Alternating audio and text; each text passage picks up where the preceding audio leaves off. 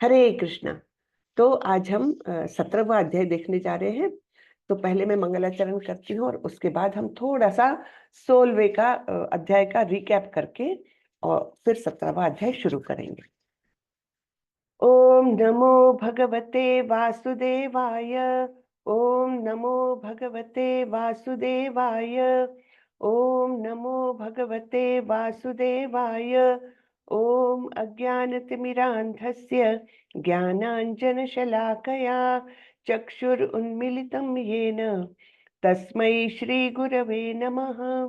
श्रीचैतन्यमनोभीष्टं स्थापितं येन भूतले स्वयं रूपः कदा मह्यं ददाति स्वपदान्तिकं। वन्देऽहं श्रीगुरु श्रीयुतपदकमलं श्रीगुरुन् वैष्णवांश्च श्रीरूपं साग्रजातं सहगण रघुनाथान्वितं तं सजीवं साद्वैतं सावधूतं परिजनसहितं कृष्ण चैतन्य देवं श्रीराधा कृष्ण पादान् सहगण ललिता श्री विशाखान्वितांश। हे कृष्ण करुणा सिंधु दीनबंधु जगतपते गोपेश गोपिका कांत श्री राधा कांत नमोस्तुते। तप्त कांचन गौरांगी राधे वृंदावनेश्वरी वृषभानुसुते देवी प्रणमामि हरिप्रिये।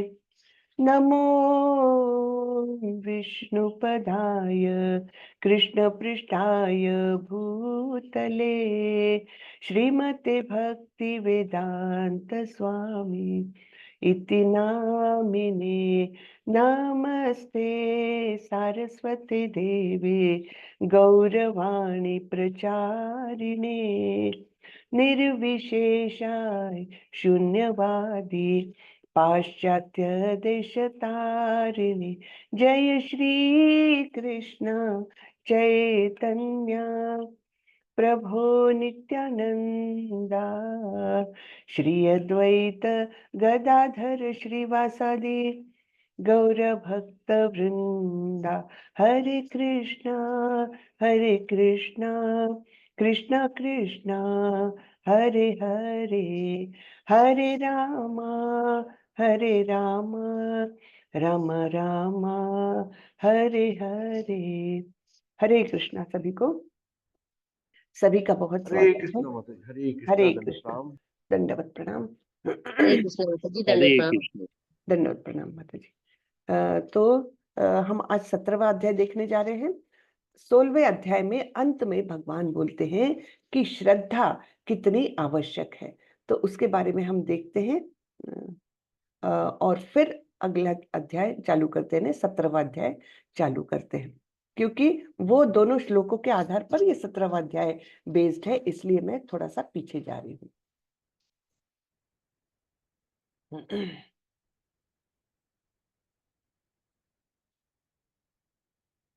हाँ, यह शास्त्र विधि मुत्सृज्य वर्तते काम कारतः न स सिद्धिम अवाप्नोति न सुखम न पराम गतिम। अर्थात जो शास्त्रों के आदेशों की अवहेलना करता है और मनमाने ढंग से कार्य करता है उसे ना तो सिद्धि ना सुख न ही परम गति की प्राप्ति हो पाती है ना। ये असुरों का वर्णन करने के बाद भगवान ने बताया था कि शास्त्रों के आदेशों की अवहेलना नहीं करनी चाहिए, नहीं तो उसका जीवन कैसे होगा। ना तो उसको कभी सुख मिलेगा इस जीवन में, नहीं अगले जन्म में, नहीं और कोई सिद्धि प्राप्त नहीं हो सकती, और मतलब उसकी गति जो है वो खराब हो जाती है ना। उसके जीवन की गति खराब हो जाती है। तो तस्मात्, इसलिए तस्मात् शास्त्रम प्रमाणम ते कार्य कार्य व्यवस्थितौ ज्ञात्वा शास्त्र विधानोक्तम कर्म कर्तुम इहार्षसि। अतएव मनुष्य को यह जानना चाहिए कि शास्त्रों के विधान के अनुसार क्या कर्तव्य है और क्या अकर्तव्य है। उसे ऐसे विधि विधानों को जानकर कर्म करना चाहिए जिससे वह क्रमशः ऊपर उठ सके। तो इस प्रकार भगवान ने इंपॉर्टेंस बताया है कि शास्त्रों के विधि विधानों का अनुपालन करने से क्या होता है ना, नहीं करने से क्या होता है। पहले बताया नहीं करने से उसको कोई गति नहीं मिलती, और इसलिए शास्त्रों के विधि विधान क्या है वो जानकारी हासिल करना चाहिए, और उसमें हमने क्या करना है क्या नहीं करना है, क्या कर्तव्य है क्या अकर्तव्य है, ये सब जानकर फिर कर्म करना चाहिए, जिससे कि हमारी आध्यात्मिक प्रगति हो सके, अन्यथा वह नहीं हो सकती। हम लोग आजकल क्या करते हैं, हम अपने मनगढ़ंत तरीके से अपना जीवन यापन करते हैं कि मुझे तो ये ठीक लगता है, आपको ठीक लगता है, लेकिन वो शास्त्रों के अनुसार ठीक है कि नहीं, ये जानना भी बहुत जरूरी है। तो इसलिए भगवान ने बोला है कि शास्त्रों के विधि विधानों का पालन करो। तब अध्याय अब 17वां चालू करते हैं हम। इसका नाम है श्रद्धा के विभाग। अब श्रद्धा तो है, उसके भी विभाग किए हैं। तो यहाँ पर अर्जुन प्रश्न पूछ रहे हैं, ये शास्त्र विधि मुत्सृज्य यजन्ते श्रद्धयान्विताः तेषां निष्ठा तु का कृष्ण सत्वमाहो रजस्तमः। अर्जुन ने कहा, हे कृष्ण, जो लोग शास्त्र के नियमों का पालन न करके अपनी कल्पना के अनुसार पूजा करते हैं, उनकी स्थिति कौन सी है? वे सत्वगुणी है, रजोगुणी है या तमोगुणी? ठीक है ना। तो ये कंटिन्यूएशन में डिस्कशन चल रहा है। अर्जुन अभी प्रश्न पूछ रहे हैं कि आपने कहा शास्त्र के विधि विधानों का पालन करना ही चाहिए, जिससे कि वो धीरे धीरे प्रगति कर सके। नहीं करते हैं लोग अगर, तो क्या होता है, इसके बारे में अर्जुन जानना चाह रहे हैं, है ना। तो जो लोग शास्त्र के नियमों का पालन न करके अपनी कल्पना के अनुसार पूजा करते हैं, उनकी स्थिति कौन सी है? ये आजकल यानी हमारे कलयुग में ये तो बहुत ही प्रचलित है कि अपनी कल्पना के अनुसार लोग पूजा करते हैं। कई लोग बोलते हैं हमारे घर में तो ऐसा ही होता है, लेकिन घर में होता आ रहा है, 2-3 पीढ़ियों से होता आ रहा है, केवल इसलिए उसी चीज को दोहराना, क्या ये बुद्धिमानी है? इसका भी प्रश्न यहाँ पर उठता है ना, कि केवल हमारे घर में ऐसी परंपरा है कि इसी प्रकार से पूजा होती, लेकिन भाई ये भी जानना चाहिए कि शास्त्रों में क्या लिखा है ना। तो अब जब हम भगवत गीता पढ़ रहे हैं, तब हमको ये सब बातें पता चल रही है, अन्यथा हम तो बस चल रहा है इसलिए हम भी वैसा कर रहे हैं, ऐसा बहुत होता है ना। मैं आप सभी लोग ऐसे ही आए होंगे, लेकिन अब हमको जानकारी मिल रही है स्वयं भगवान से कि शास्त्रों के विधि विधान, शास्त्रों में जो बताया गया है, उन्हीं विधि विधानों का पालन करते हुए अपना जीवन यापन करना चाहिए। तो भगवान जवाब दे रहे हैं, श्री भगवान उवाच त्रिविधा भवति श्रद्धा देहिनां सा स्वभावजा सात्विकी राजसी चैव तामसी चेति ताम शृणु। भगवान ने कहा, देहधारी जीव द्वारा अर्जित गुणों के अनुसार उसकी श्रद्धा 3 प्रकार की हो सकती है, सतोगुणी, रजोगुणी अथवा तमोगुणी। अब इसके विषय में मुझसे सुनो। तो हम सभी लोग एक कुछ ना कुछ गुणों में बंधे हुए हैं। किसी पर सत्व गुण का प्रभाव ज्यादा है, किसी पर राजसिक गुणों का, रजोगुण का प्रभाव ज्यादा है, किसी पर तमोगुण का। और जब हम इन्हीं गुणों से बद्ध होकर के अपनी श्रद्धा को आगे बढ़ाते हैं, उसी के अनुसार अपना जीवन यापन करते हैं, तब फिर क्या होता है? श्रद्धा कैसी होती है, इसको क्या कहा जाता है, इसके बारे में भगवान अभी बताने वाले हैं।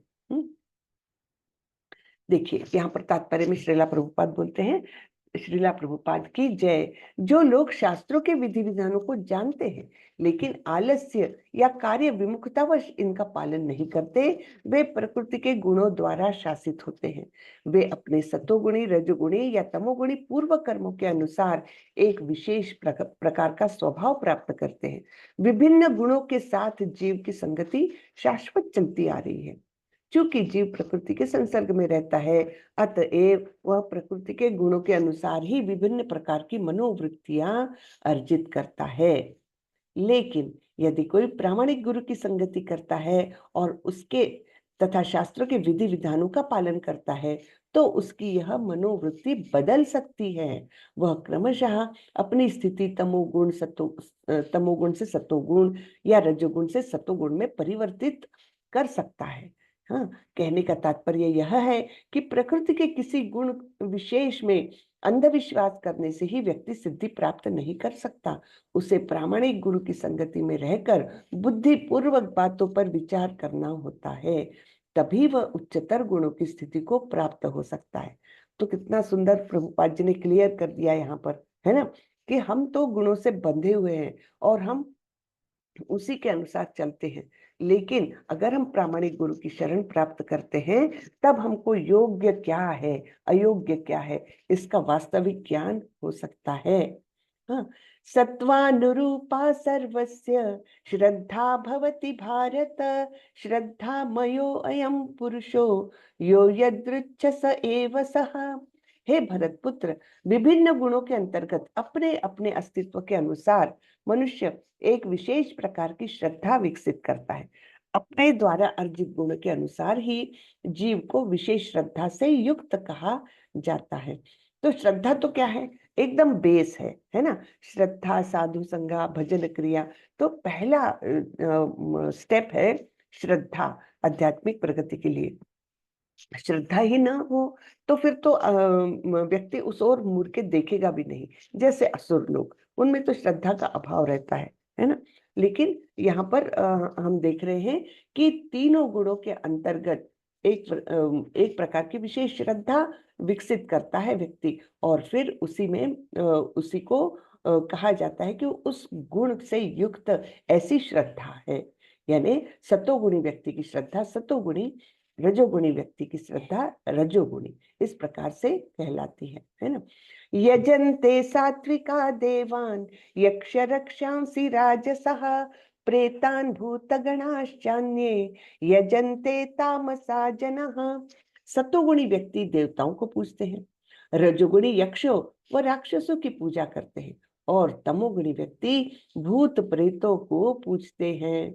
ठीक है ना। तो अलग अलग प्रकार के लोग रहते हैं। सतोगुणी किसकी पूजा करेंगे, देवी देवताओं की। कोई गणपति के भक्त है, कोई अलग अलग प्रकार के लोग रहते, शिव जी की भी करते हैं, सभी लोग करते हैं। ठीक है, तो ऐसे लोग सतोगुणी कहलाते हैं। रजोगुणी किसकी पूजा करते हैं, यक्षों और राक्षसों। यानी यहाँ पर आज की दुनिया में भी जो कोई व्यक्ति धनवान है या पावरफुल पोजीशन पर है, उनकी भी पूजा करने वाले लोग हैं। इवन एक्टर्स की पूजा करने वाले लोग हैं, है ना। कुछ जगह पर साउथ में मैंने सुना है कि एक्टर्स के भी मंदिर है, और वहां पर बिल्कुल नियमित रूप से पूजा उजा होती है। तो फिर वो कौन सी पूजा हो गई, वो रजोगुण से युक्त पूजा हो गई, है ना।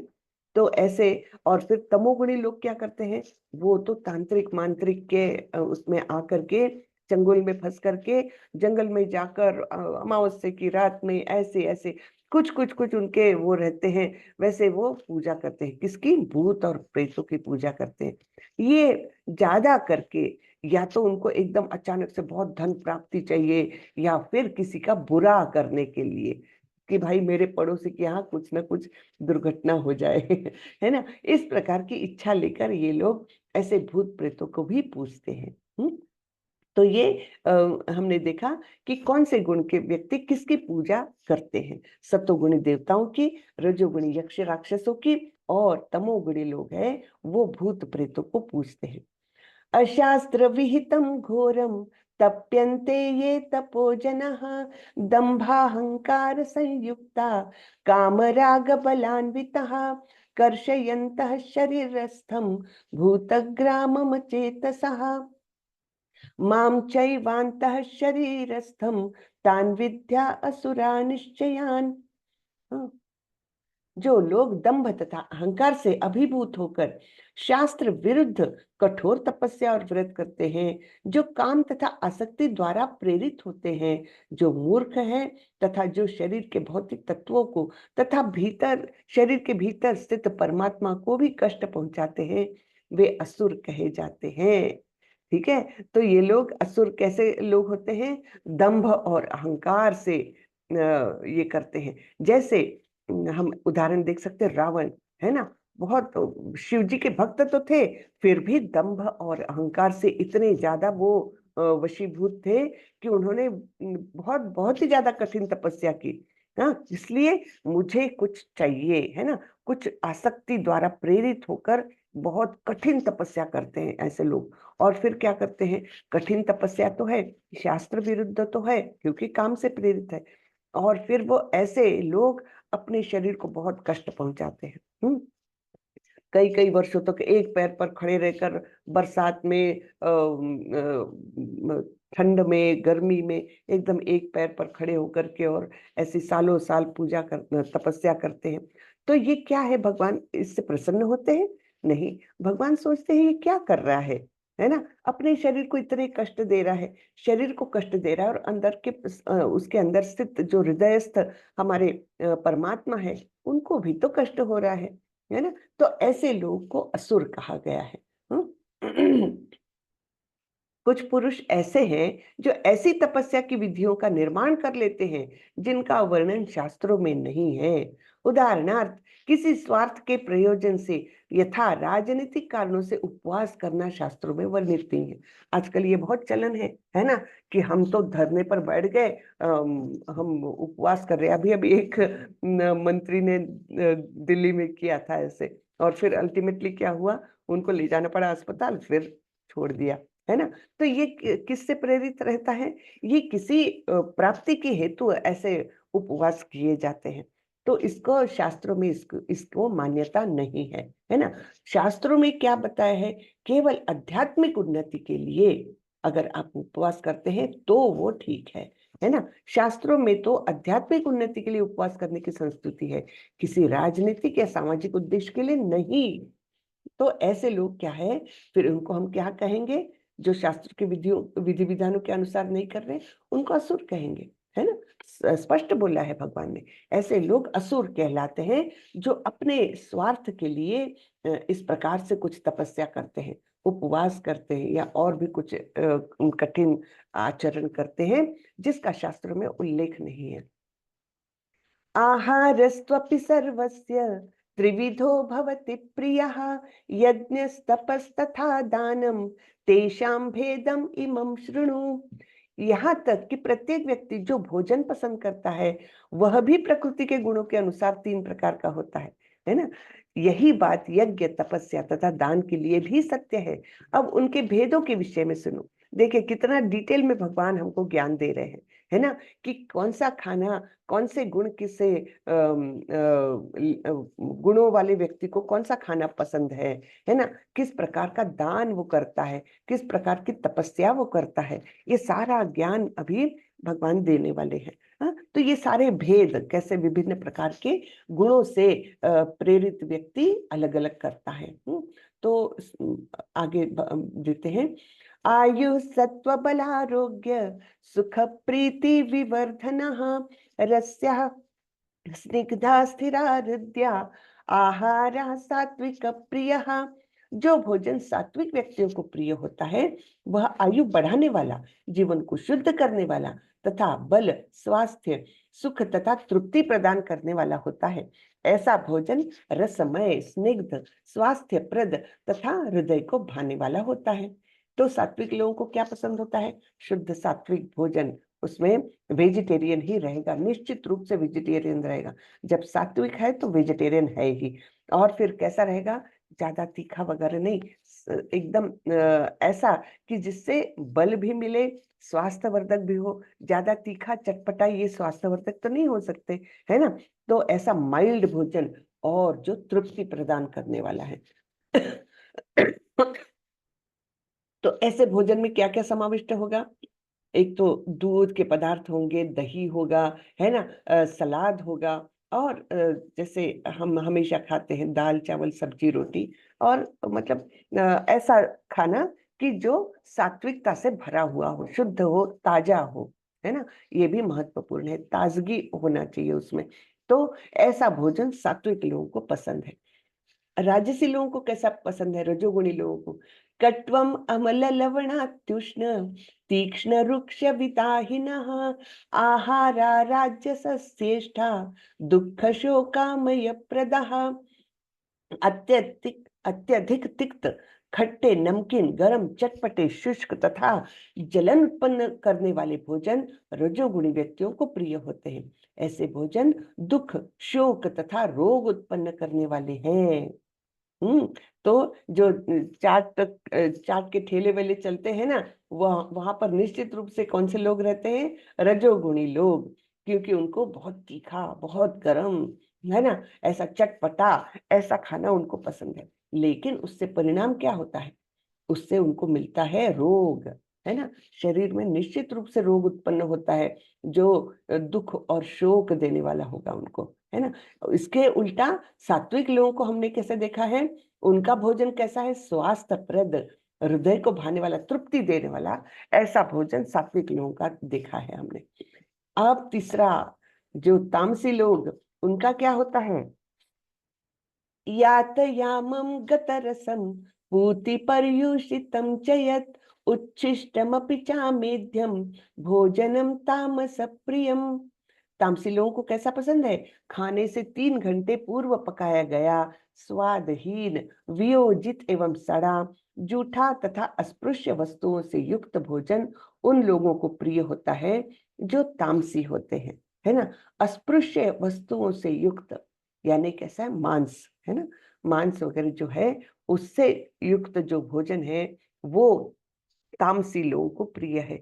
और ऐसा खाना 3 घंटे पूर्व पकाया गया, 3 घंटे की समय सीमा यहाँ पर बताई गई है। लेकिन आप लोग बोलेंगे आजकल की जीवन में तो हमको सवेरे से खाना बना के वही टिफिन में ले जाओ, 5-6 घंटे बाद खाओ, यही करना पड़ता है, सभी को करना पड़ता है, इसमें कोई वो नहीं है। तो अब इसमें से सॉल्यूशन कैसे निकाला जाए, तो खाना बनने के बाद तुरंत उसका भोग भगवान को चढ़ाइए और फिर वही खाना आप टिफिन में ले जाइए, 5-6 घंटे बाद भी खाओगे तब भी उसमें कोई खराबी नहीं आएगी।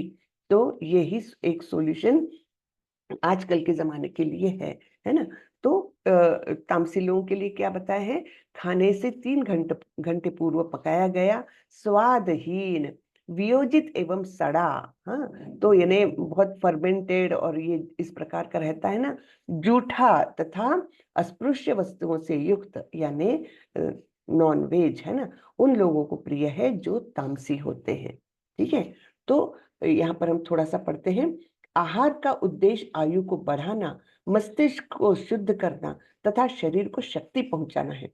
इसका यही एकमात्र उद्देश्य है ना। हम खाना क्यों खाते हैं, आयु बढ़े हमारी, और जब इंद्रियों को पुष्टि मिलती है, वो पुष्ट हो जाते हैं, तब कहीं हमारे मस्तिष्क का शुद्धिकरण हो सकता है, और शरीर को शक्ति पहुंचती है, यही एक उद्देश्य है।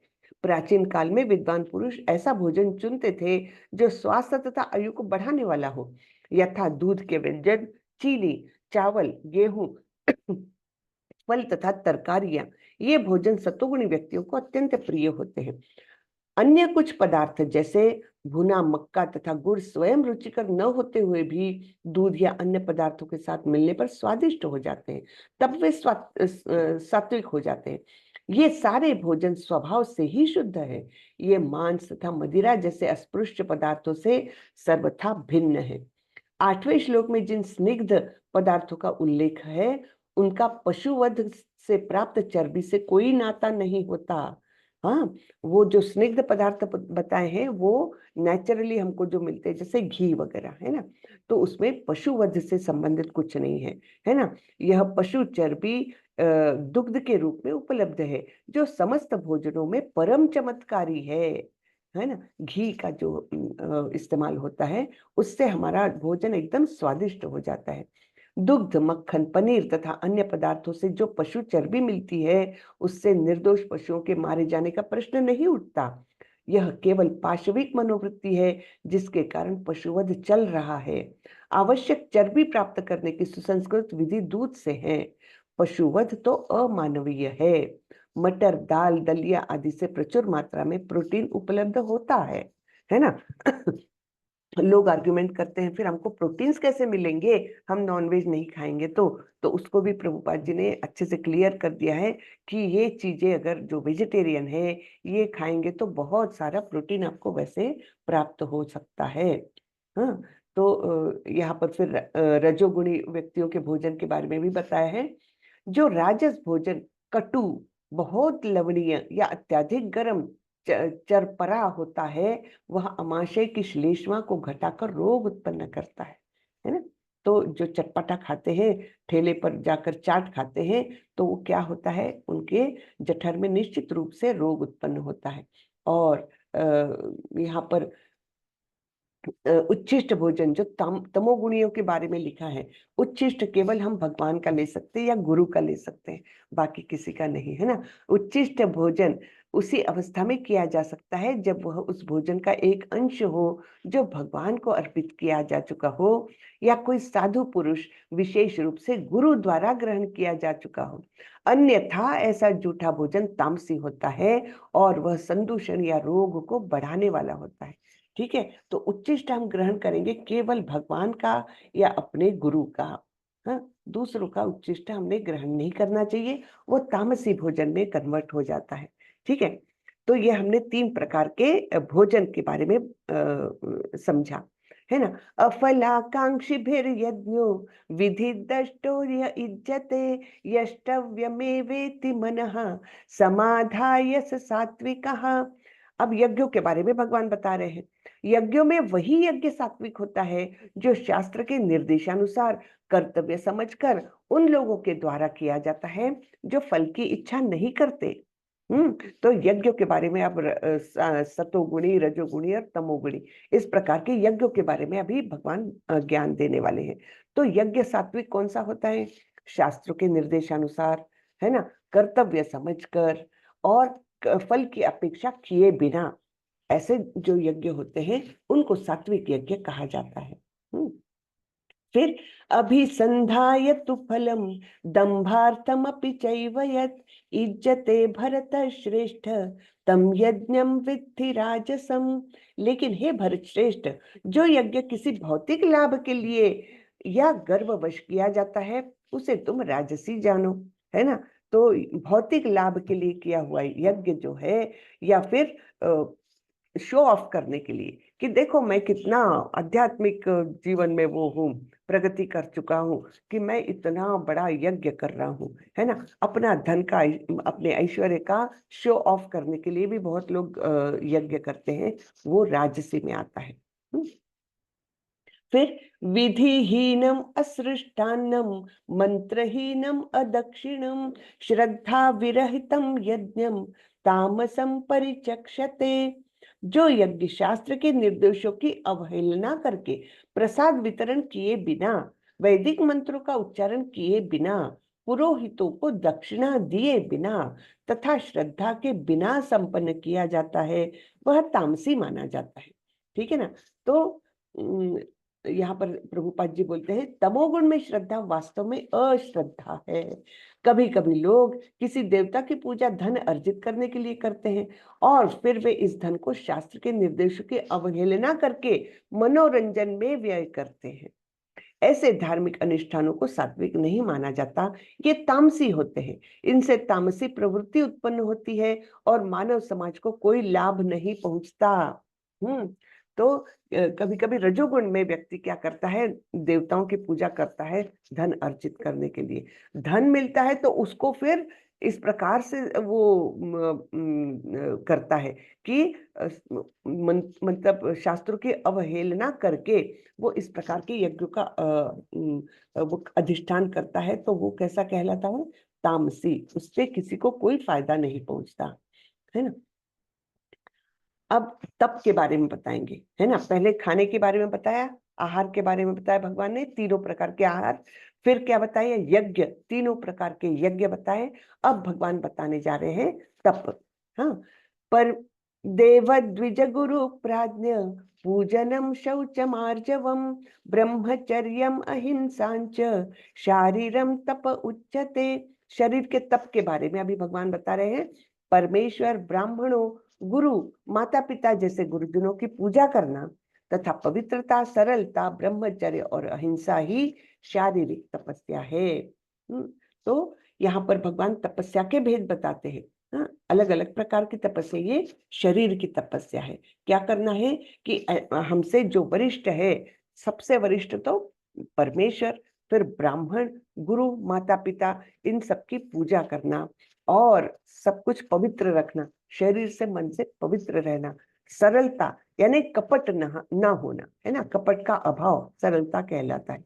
ब्रह्मचर्य यानी ब्रह्मचर्य तो पता है आप लोगों को कि किसी भी प्रकार के उसमें ना इन्वॉल्व होना। फिर अहिंसा। अहिंसा क्या है? हिंसा यानी केवल शारीरिक हिंसा नहीं, हिंसा मानसिक भी होती है ना। खास करके किसी के आध्यात्मिक प्रगति में अगर आप बाधा उत्पन्न करते हैं तो वो हिंसा हुई, मानसिक रूप से बहुत बड़ी हिंसा हुई। तो इस प्रकार से अहिंसा, ये सब का अनुपालन ही शारीरिक तपस्या कहलाती है। अब वाणी का तपस्या के बारे में बताएंगे भगवान। अनुद्वेगकरम वाक्यम सत्यम प्रिय हितम च यत् स्वाध्यायाभ्यसनम चैव वाङ्मयम तप उच्यते। सच्चे भाने वाले, हितकर तथा अन्यों को क्षुब्ध न करने वाले वाक्य बोलना और वैदिक साहित्य का नियमित पारायण करना, यही वाणी की तपस्या है। तो तप के बारे में बता रहे, पहला शरीर का तप बताया, अब वाणी का तप। वाणी का तप कैसा होता है? सच्चा बोलना है हमेशा, लेकिन केवल सच बोलना, वो कटु सच हो तो सामने वाला बहुत हर्ट हो जाएगा। सच्चा भी होना चाहिए और भाने वाला भी होना चाहिए, हितकर भी होना चाहिए। हाँ, सामने वाले जिससे बात कर रहे हो उसका उसमें कुछ हित हो जाए, है ना। तो ऐसा भी होना चाहिए और उसको क्षुब्ध भी नहीं करना है। हाँ, इस प्रकार से जो वाणी का उपयोग कर सकता है, हाँ, तो वो वाणी की तपस्या है।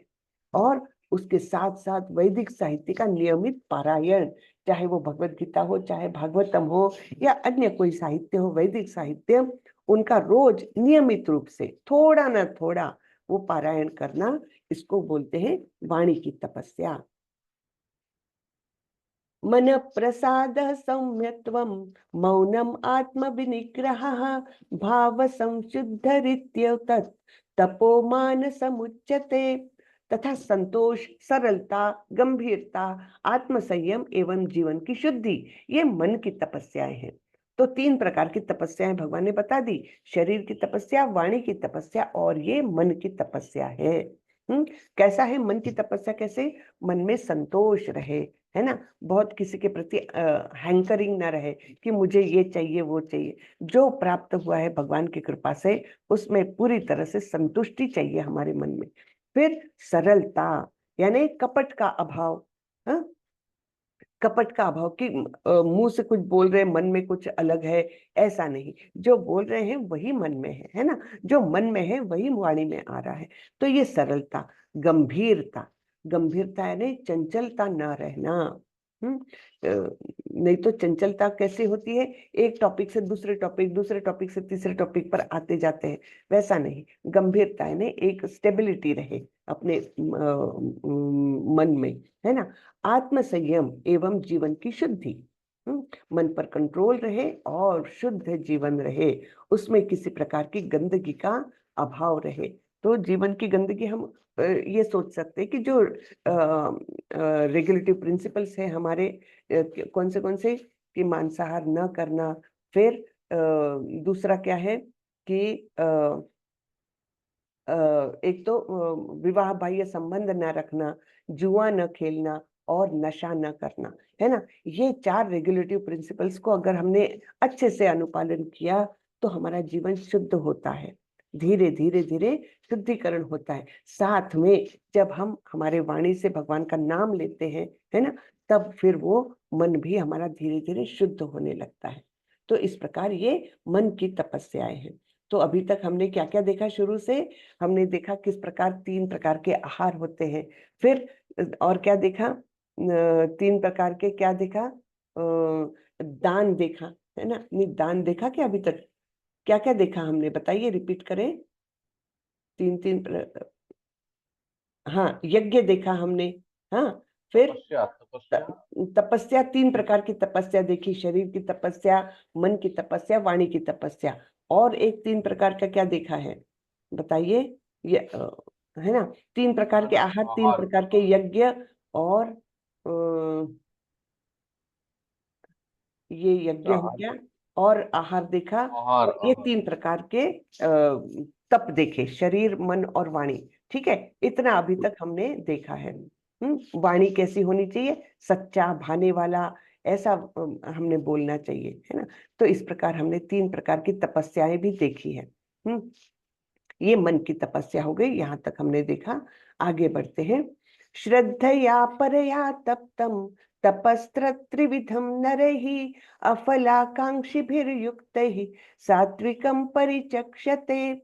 भौतिक लाभ की इच्छा न करने वाले तथा केवल परमेश्वर में प्रवृत्त मनुष्यों द्वारा दिव्य श्रद्धा से संपन्न यह 3 प्रकार की तपस्या सात्विक तपस्या कहलाती है। ठीक है, शरीर, मन और वाणी, इस प्रकार से जो तपस्या है वो कैसी करना है?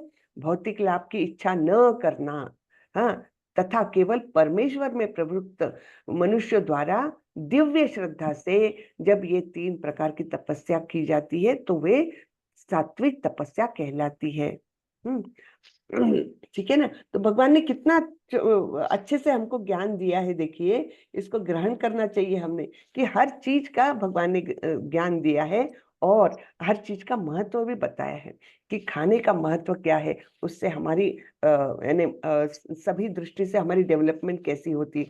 सात्विक आहार खाएंगे तो हमारा बल में वृद्धि होगी, आयु में वृद्धि होगी। राजसी भोजन करेंगे तो क्या होगा? दुख शोक मिलेगा। और तामसी खाने से तो हमारा पूरा ही मानसिक चेतना भी हमारी खराब होने लगती है। शरीर तो खराब होगा ही, लेकिन उसके साथ मानसिक चेतना हमारी पूरी खराब होने लगती है। ठीक है, तो आगे बढ़ते हैं। सत्कार मान जी। हरे कृष्णा जी। हाँ, आ गई, अब आ गई आवाज, बीच में अच्छा, लगा। ठीक। सत्कार मान, अरे प्रभु जी, आपका नेटवर्क गड़बड़ होगा। अरे हाँ प्रभु जी, आपका नेटवर्क चेक करें। सत्कार मान पूजार्थम तपोदम्भेन चैव यत् क्रियते तदिह प्रोक्त राजसम चलमध्रुवम। जो तपस्या दंभ पूर्वक तथा सत्कार सम्मान सत्कार एवं पूजा कराने के लिए संपन्न की जाती है वह राजसी कहलाती है। यह न तो स्थायी है और न शाश्वत। तो ये तपस्या जो हमने शरीर, वाणी और मन की 3 प्रकार की तपस्या देखी थी, उसमें अब कैटेगराइजेशन बता रहे हैं कि सात्विक तपस्या कौन सी है, राजसी तपस्या कौन सी है और तामसी तपस्या कौन सी है। तो जो तपस्या दंभ पूर्वक तथा सम्मान सत्कार एवं पूजा कराने के लिए संपन्न की जाती है। रजोगुणी लोगों का तो होता ही है। रजोगुणी लोगों का बेसिक कैरेक्टर कैसा होता है? आसक्ति, है ना। मान पूजा प्रतिष्ठा उनको चाहिए, आसक्ति है, मैं कौन हूँ और मेरा क्या है ना। इसके लिए उनका पूरा जीवन केवल इसी में चलता है, सकाम करो मम।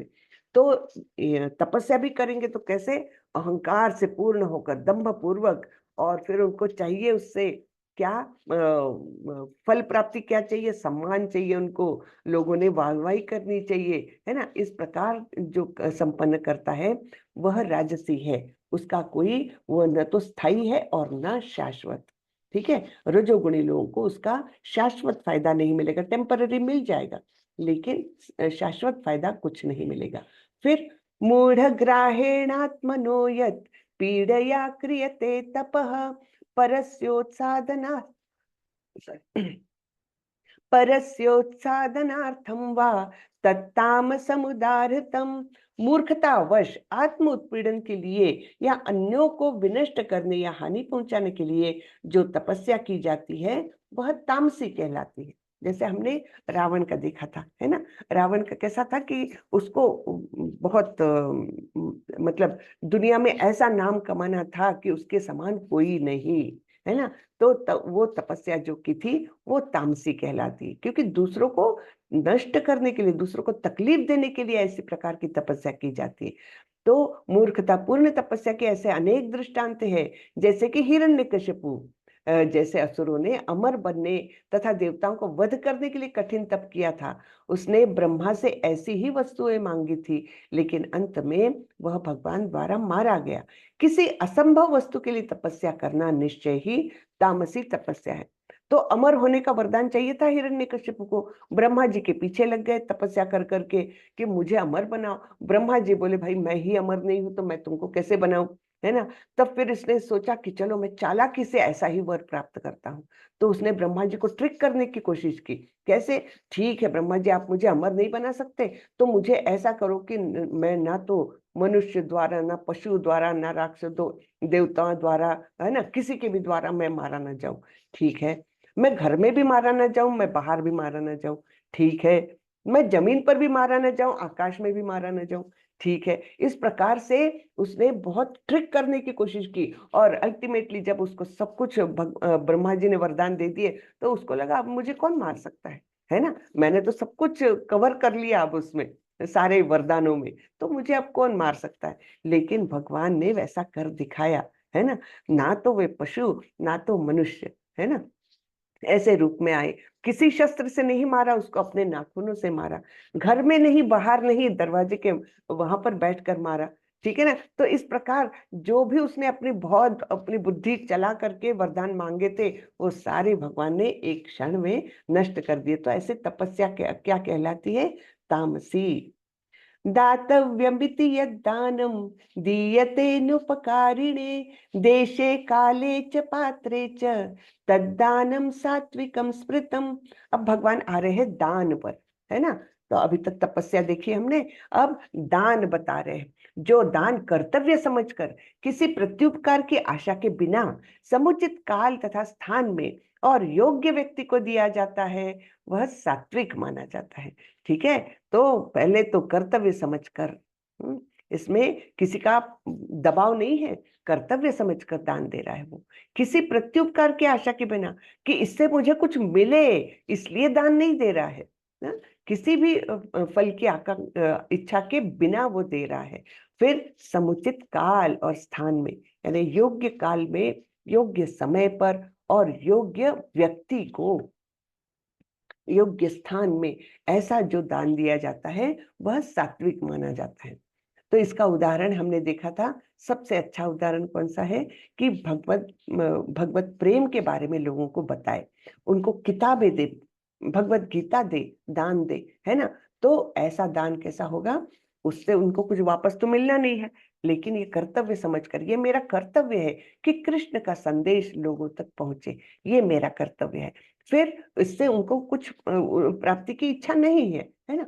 और योग्य स्थान पर, योग्य समय पर, योग्य व्यक्तियों को अगर ऐसा दान दिया जाता है, तो सात्विक माना जाता है ना।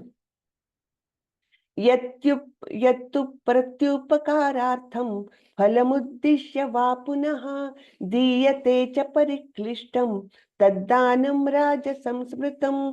किंतु जो दान प्रत्युपकार की भावना से या कर्म फल की इच्छा से या अनिच्छा पूर्वक किया जाता है, वह रजोगुणी कहलाता है। अनिच्छा पूर्वक कैसा होता है कि हम किसी के पास जाएं और बोले कि हमारा टेम्पल कंस्ट्रक्शन हो रहा है, बहुत अच्छा काम हो रहा है, तो कुछ आप दान देना चाहते हैं तो दीजिए। अब वो व्यक्ति क्या सोचता है, अगर मैं दान नहीं देता हूँ तो ये सामने वाला जो मेरा बहुत परिचित है और मेरे बॉस से बहुत ज्यादा क्लोज है, ऐसे व्यक्ति को मैं नाराज कर दूंगा, तो मुझे देना चाहिए। इच्छा नहीं है लेकिन अनिच्छा पूर्वक को दे रहा है, भले ही वो बहुत अच्छे काम के लिए दे रहा हो, लेकिन अनिच्छा से दिया हुआ है, तो फिर क्या होगा? वो रजोगुण में आ जाएगा, है ना। या फिर कोई कोई लोग प्रत्युपकार की भावना से, यानी क्या, जैसे हम कोरोना में ऐसे बहुत देखे हमने कि लोग जाकर के अन्नदान करते थे, किसी गरीब व्यक्ति के घर में जाकर के उसको दाल चावल सब्जी सब सब कुछ ऐसे बैग पूरा देते थे। बहुत अच्छा काम है, लेकिन करते क्या थे, वो सेल्फी वगैरह लेकर के और उसको अपने परिचितों में सब जगह उसको शेयर करते थे। यानी क्या कि आप दान तो दे रहे हो, लेकिन ये भी मन में भावना है कि सबको पता चले, सब लोग मेरी वाहवाही करे, है ना, कि वाह वाह ये तो बड़ा ही अच्छा काम करता है, बहुत नेक इंसान है। ये एक प्रत्युपकार की भावना हुई, तो वो दान कैसा हुआ? वो हो गया रजोगुणी, है ना। यद्यपि उसने बहुत अच्छा कर्म किया है, वो जरूरतमंद को दे रहा है, सब कुछ है, लेकिन एट द सेम टाइम उसको खुद के लिए क्या चाहिए? शाबाशी या वाहवाही चाहिए, इसलिए वो फिर रजोगुण हो जाता है। या कर्मफल की इच्छा से या अनिच्छा पूर्वक किया जाता है, तो ऐसा दान रजोगुणी कहलाता है। और तमोगुणी दान कैसा होता है? अदेश काले यद्दानम, अदेश काले यद्दानम अपात्रेभ्यश्च दीयते असत्कृतम अवज्ञातम तद्दाम समुदाहृतम।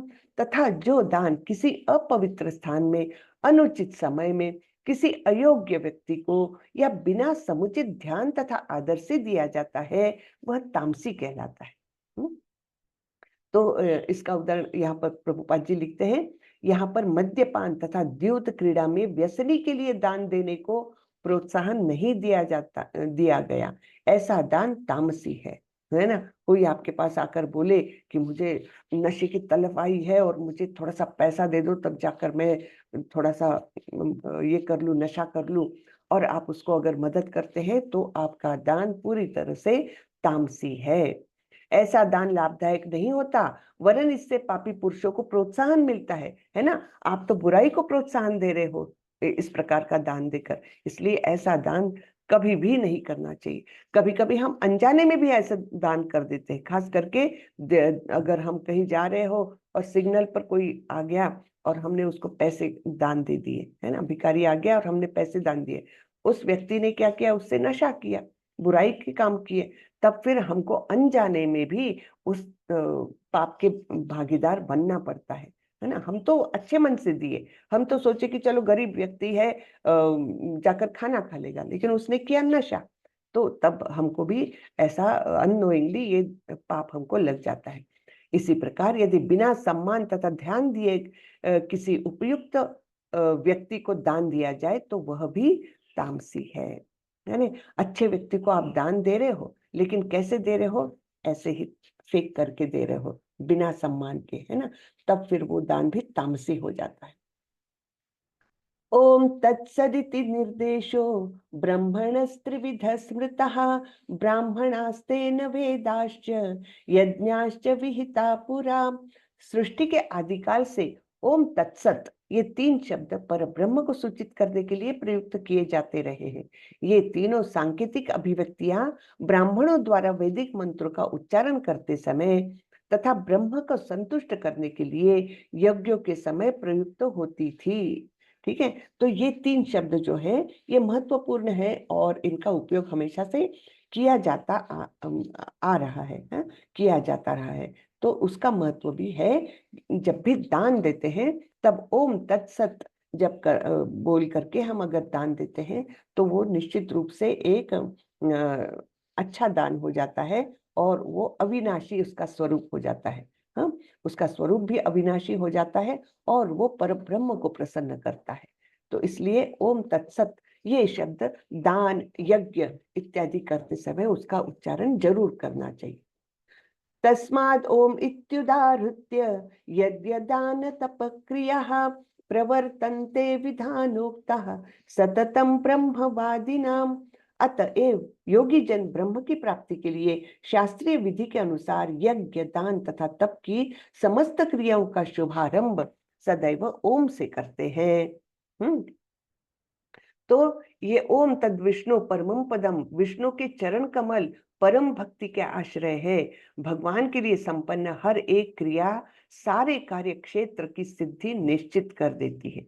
तो हम कोई भी कार्य करें, अगर हम ओम तत्सत बोल करके कर रहे हैं, भगवान के चरणों में समर्पित करने की भावना है, तो वो शुद्ध हो जाती है और उससे हमको निश्चित रूप से आध्यात्मिक जगत में हमारी प्रगति के लिए सहायक हो जाती है वो।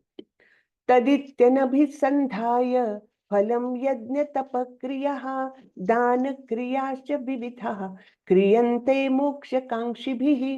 मनुष्य को चाहिए कि कर्म फल की इच्छा किए बिना विविध प्रकार के यज्ञ, तप तथा दान को तत् शब्द कहकर संपन्न करे। ऐसी दिव्य क्रियाओं का उद्देश्य भव बंधन से मुक्त होना होता है। तो कोई भी कर्म जो है, अगर हमको आध्यात्मिक प्रगति करना है तो किसी सकाम इससे ना करे, यानी कोई फल प्राप्ति के हेतु से ना करे, बल्कि उसको भगवान को अर्पित करते हुए करे, तब फिर वो हमारे लिए बहुत उत्तम कर्म हो जाएगा, है ना। सद्भावे साधु भावे च सदित्येत प्रयुज्यते प्रशस्ते कर्मणि यथा सच्छब्दः पार्थ युज्यते यज्ञे तपसि दाने च स्थितिः सदिति चोच्यते कर्म चैव तदर्थीयं सदित्येवाभिधीयते। परम सत्य भक्ति में यज्ञ का लक्ष्य है। ठीक है, भक्ति का लक्ष्य क्या है? परम सत्य की प्राप्ति, यानी ही भगवान की, परमेश्वर की प्राप्ति, ये हमारा लक्ष्य है। और सत शब्द से अभिहित किया जाता है। हे पृथापुत्र, ऐसे यज्ञ का संपन्न करता भी सत कहलाता है। सत यानी क्या? इटर्नल, अविनाशी, है ना, शाश्वत, वो सत। जैसे हम बोलते हैं भगवान सच्चित आनंद है, तो सत का अर्थ क्या होता है वहां पर भी? शाश्वत, जिसका कभी भी नाश नहीं होता। तो ये सत शब्द इसलिए यज्ञ में प्रयोजित किया जाता है कि जिससे उसका फल जो है वो शाश्वत हो जाए। ऐसे यज्ञ का संपन्न करता भी सत कहलाता है। जिस प्रकार यज्ञ, तप तथा दान के सारे कर्म भी जो परम पुरुष को प्रसन्न करने के लिए संपन्न किए जाते हैं, सत्य है ना। तो ये जो भी कर्म हम ऐसे करेंगे, यज्ञ, दान, तप, और जो भगवान को अर्पित करते हुए करेंगे, भक्ति से करेंगे, तब क्या हो जाता है? उसके फल भी अविनाशी हो जाते हैं, और हम भी स्वयं भी हम अविनाशी कहलाते हैं, है ना। ठीक है। तो इस प्रकार यहाँ पर भगवान ने हमको अलग अलग प्रकार का यहाँ पर ज्ञान दिया है, श्रद्धा के साथ शुरू करके, है ना। अश्रद्धया हुतम दत्तम तपस्तप्तम कृतम च यत् असदित्युच्यते पार्थ न च तत्प्रेत्य नो इह। हे पार्थ, श्रद्धा के बिना यज्ञ, दान या तप के रूप में जो भी किया जाता है वह नश्वर है, वह असत कहलाता है, और इस जन्म तथा अगले जन्म दोनों में ही व्यर्थ जाता है। ठीक है। तो पहली शुरुआत कहाँ से हुई है इस अध्याय की? कि अर्जुन पूछते हैं कि जो शास्त्रों का पालन नहीं करता, है ना, शास्त्रों के विधि विधानों को पालन न करते हुए अपने मन गढ़ंत तरीके से श्रद्धा करके जो कार्य करता है उसका क्या होता है। तो उसको भगवान ने सब कैटेगराइजेशन कर करके हमको सब कुछ बताया है। लेकिन ये सब कुछ कैसा है? श्रद्धा। हाँ, श्रद्धा के साथ, मन गढ़ंत ही सही, लेकिन श्रद्धा है। लेकिन अगर श्रद्धा के बिना ही ये सब कुछ किया जाता है तो फिर क्या है? वो तो नश्वर है ना, वो उसका तो वो खत्म हो जाता है, वह असत कहलाता है, टेम्पररी हो जाता है वो, है ना, असत, जो विनाश हो जाता है जिसका, और इस जन्म तथा अगले जन्म दोनों में ही व्यर्थ हो जाता है। तो श्रद्धा तो चाहिए ही। ठीक है। जो भी कार्य करे कम से कम श्रद्धा चाहिए। और जब हम श्रद्धा के साथ, चाहे हम कोई भी गुण में हो, लेकिन श्रद्धा के साथ अगर हम ओम तत्सत इस विधि का प्रयोग करते हैं, यानी ही भगवान को पूर्णतः अर्पण करते हुए हम भक्ति से करते हैं, तब फिर वो शाश्वत हो जाता है, सत्य हो जाता है। लेकिन श्रद्धा के बिना किया हुआ सब कुछ नश्वर है, असत हो जाता है। ठीक है। तो यहाँ पर यह अध्याय खत्म हो गया। हरे कृष्णा। हरे कृष्णा। हरे कृष्णा माता जी, धन्यवाद प्रणाम, हरे कृष्ण। दंडवत प्रणाम प्रभु बहुत सुंदर माता जी व्याख्यान है जी। बहुत, कितना जी। डिटेल में भगवान ने ज्ञान दिया हुआ है ना। भगवान ने कुछ भी नहीं छोड़ा माता जी, कुछ हर भी नहीं तरीके छोड़ा, से सब कैसे ज्ञान खाओ, दिया है। कैसे रहो, हाँ, देखिए तो क्या कैसे खाना है। आचरण करो, कैसे बिल्कुल बिल्कुल, कैसी वाणी हो आपकी, सब कुछ बताया है भगवान ने। है ना। शरीर की फिर भी तपस्या, हम वाणी बंधे की जीवों को तपस्या। नहीं समझ में आता। नहीं ना। सही बात है। कोई भी क्षेत्र छोड़ा नहीं भगवान ने, सब हम्म कुछ एक एक बताया है। BMW, hmm body mind, body mind whole. Words, वो BMW, body mind words. Hare Krishna माता जी, इसीलिए तो श्रद्धा का विभाग दिया है कि इसमें वर्ड श्रद्धा से ही हर कुछ आप सीखिए, करिए। हम्म। इतना तो तरीके कहता से बताए हैं प्रभुपाद। बहुत अच्छे से बताया है। माता जी, जन्माष्टमी के दिन जैसे एकादशी में चावल नहीं बनाए थे, इसमें ऐसा नहीं ना है? जन्माष्टमी में जन्माष्टमी में हम जो भी बनाते हैं भगवान को अर्पण करेंगे। आज तो हम कुछ खाएंगे नहीं, है ना। हाँ हाँ, और फिर नहीं उपवास मतलब का कि जो हमने भी के घर वाले बनाएंगे। तो खाएंगे ना। हाँ। घर वालों के लिए करें, घर वाले को तो हाँ, बनाएंगे ना माता तो जी। घर वालों के लिए तो कुछ भी बना सकते, पहले भोग चढ़ाइए और खिलाइए उनको। हाँ, चावल चढ़ सकता है। हाँ माता जी, हाँ। हम लोग लड्डू गोपाल को खीरा में रखते हैं, तो सुबह से ही रखते हैं कि कल की वो जब उस समय जन्म होता है उसके आधे घंटा पहले? जनरली दोपहर से रख देते हैं, 11-12 बजे से उनको झूले में रख देते हैं। अच्छा, हाँ, जैसे मंदिरों में भी तो देखिए ना, तो अभी मंदिर में नहला भी के भोग वोग लगाएंगे ना माता जी? हाँ, तो तब रख माता जी, दीजिए आप झूले में। अभी नहला के भोग लगाएंगे ना? हाँ, लगाइए ना भोग। हरे कृष्णा माता जी, बोले हाँ अभी नहला के भोग लगाएंगे ना? हाँ हाँ हाँ। अच्छा। हाँ, लगा, अभी लगाइए और फिर हाँ रख हाँ, दिए उनको झूले में, रखिए, थैंक देर यू बाद माता डाल जी। दीजिए उनको। हाँ। क्योंकि ना हम हमेशा ऐसे करते हैं, तो इसलिए सोचे कि जब भगवान का जन्म, तो ये पहले नहा धो के उनको दूध पिला के फिर वो भोग लगा दे, उसके बाद वो करेंगे 12 बजे से, मतलब खीरा में रख देंगे। हाँ जी। हरे कृष्णा माता जी। हरे कृष्णा। माता जी आज ये चैप्टर कितना बढ़िया था, श्रद्धा का विभाग वाला। हाँ वो जो आप कह रही ना, भगवान सही मतलब भोजन लगा के, तो चाहे जब भी आदमी प्रसाद खा लेता है। अब हम लोग जैसे रात में नहीं खाते, सुबह उनका प्रसाद खा लेते हैं, जी। भगवान का भोग का। हाँ, रात को भोग लगाइए उनको, 12 बजे आरती करिए रात को, और उपास की हाँ। चीजों का भोग लगाएं, उसको आप खा सकते हैं। उपास की चीजों को, जो जैसे एकादशी में हम खाते हैं, वो चीजों का भोग लगाइए और उसको खाइए 12 बजे के बाद।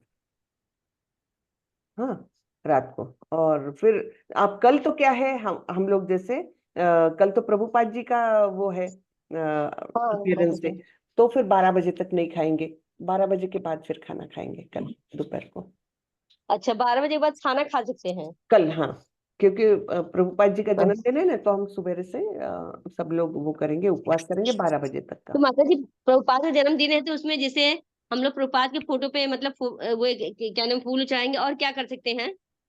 और बाकी तो उसमें भी खास व्यंजन कुछ बनाया जाता है माता जी? नहीं। नहीं, उसकी आवश्यकता नहीं है। प्रभुपाद जी का स्मरण करिए, उनकी किताबें थोड़ी सी पढ़िए, है ना, और संकल्प करिए कि प्रभुपाद जी अच्छा। का जो मार्गदर्शन है उसके अनुसार हम अपना जीवन यापन करेंगे। कुछ संकल्प करिए थोड़ा, है ना, वही कर सकते हैं, और तो कुछ नहीं। उनकी किताब जरूर पढ़ना चाहिए, 2-4 पन्ने ही सही, लेकिन पढ़िए, कोई भी किताब लेकर तो पढ़िए। माता जी माता जी किताब ये चाहिए, व्रत प्रभुपाद की व्रत जो किताब है, चाहिए ना माता जी? वो प्रभुपाद लीला पढ़ना चाहिए ना माता जी? कोई भी पढ़िए, उस कोई दिन भी, कुछ भी पढ़िए, कल के दिन? कुछ भी पढ़ सकते माता जी। अच्छा। भगवत गीता ही पढ़ अच्छा। लीजिए, है ना, कोई भी प्रभुपाद जी ने लिखी हुई कोई भी किताब पढ़ लीजिए। ठीक माता जी। हम्म, जी प्रभु, आप कुछ बोल रहे थे। हरे हरे कृष्ण कृष्णा। माता जी। हरे, माता जी व्रत कल 12 बजे तक रहेगा कि आज रात में प्रसाद दिया जाएगा 12 आज बजे बाद में? प्रसाद, आज रात को प्रसाद ले सकते हैं। जन्माष्टमी का जन्माष्टमी को रात को 12 बजे आप खाइए, लेकिन उपास की चीजें खाइए, है ना, और फिर कल दोपहर को 12 बजे के बाद फिर भोजन करिए, जी जी जी, ऐसे। अन्न नहीं ग्रहण करना है। अन्न मत अन्न खाइए। कल 12 बजे के बाद ग्रहण करना हाँ है। हाँ। हाँ। जी। हरे कृष्ण। हरे कृष्णा। हरे कृष्णा माता जी। जी सुधीर प्रभु। जी। माता जी इसमें जैसे आहार के बारे में बताए ना, सतोगुण का ये होता है, और रजोगुणी वाले का ये आहार है, तमोगुणी वाले का ये आहार है। तो मेरी ये जिज्ञासा है कि जैसे जनरली आजकल भोजन वो सतोगुणी का करते हैं हम लोग, तो उसमें जैसे लास्ट में पापड़ भी खाते हैं हम लोग अग्रवाल लोग, तो ये हम्म। पापड़ जो है ये रजोगुणी में आ जाएगा क्या, या सतोगुणी में? ये तो इतना तो पता नहीं है मुझे भी, लेकिन मुझे ऐसा लगता है, अगर वो पापड़ जैसे आप कम तीखा है क्या, तो वो सतोगुणी कम में आ तीखा, गया। हाँ, ज्यादा तीखा वगैरह ना हो तो ठीक है, मतलब उसको आप ग्रहण कर सकते हैं, सत्वगुणी हो जाएगा। मुझे हाँ, नहीं पता एक्चुअली, नॉर्मल पापड़ है का तो मुझे ठीक पता है, है। हाँ, बहुत ही और तीखा वगैरह, ज्यादा तीखा हो गया तो फिर वो रजोगुणी में आ हाँ जाएगा, हाँ, जी जी है ना। जी। हरे कृष्णा। तो चलिए, अब प्रभु, अरे सुशील प्रभु, अब आज या रात को तो हम लोग 12-12:30 बजे, मतलब तब तब तक तो जगना है, और कल 6 बजे ये अपना क्लास है, तो कर जी लो, माता जी। कोई हर्जा नहीं है ना। कल हाँ, 6 बजे जी कर जी लो। कर सकते हाँ, फिर बाद में आराम कर लेंगे, ठीक है। हैं, क्योंकि चलिए, सुबह मंगला आरती में तो उठना ही, आरती तो हाँ, करनी है ना ब्रह्म वही मुहूर्त में वही, माता जी। इसलिए फिर ये क्लास भी हो ही जाएगा, कुछ कोई दिक्कत नहीं। हाँ हो जाएगा, हाँ उसके बाद आराम करिए। हाँ, जी जी। चलिए। हरे कृष्ण। हरे कृष्ण। वाञ्छा कल्पतरुभ्यश्च कृपा कृपा सिन्धुभ्यश्च सिंधु पतितानां पतितानां पावनेभ्यो पावनेभ्यो वैष्णवेभ्यो नमो वैष्णवेभ्यो नमः। नमो अनंत नमः। कोटि वैष्णव वृंद की जय, श्रीला प्रभुपाद जय की जय। हरे कृष्ण। जय। हरे कृष्णा, सभी को दंड प्रणाम। हरे कृष्णा, हरे हैप्पी कृष्णा। कृष्ण हाँ, जन्माष्टमी। दंडवत हरे प्रणाम जन्माष्टमी सभी की को। सभी सभी को बहुत बहुत शुभकामनाएं। बहुत कृष्ण बहुत आपके जीवन में शुभकामनाएं माता जी। बहुत सारे ब्लेसिंग्स के साथ आए, है ना। हरे कृष्णा। हरे कृष्ण माता हरे जी, दंडवत प्रणाम। आपको भी धन्यवाद। माता जी कृष्णा सब कुछ दे, जैसे हम लोग भक्ति में आगे बढ़ा रही हैं, आपकी भी भक्ति इस तरह बढ़ते रहे माता जी। बस बस, भक्ति बढ़ते रहे, ये बात है, सही में। हरे कृष्णा। ये रख दिया। हरे कृष्णा।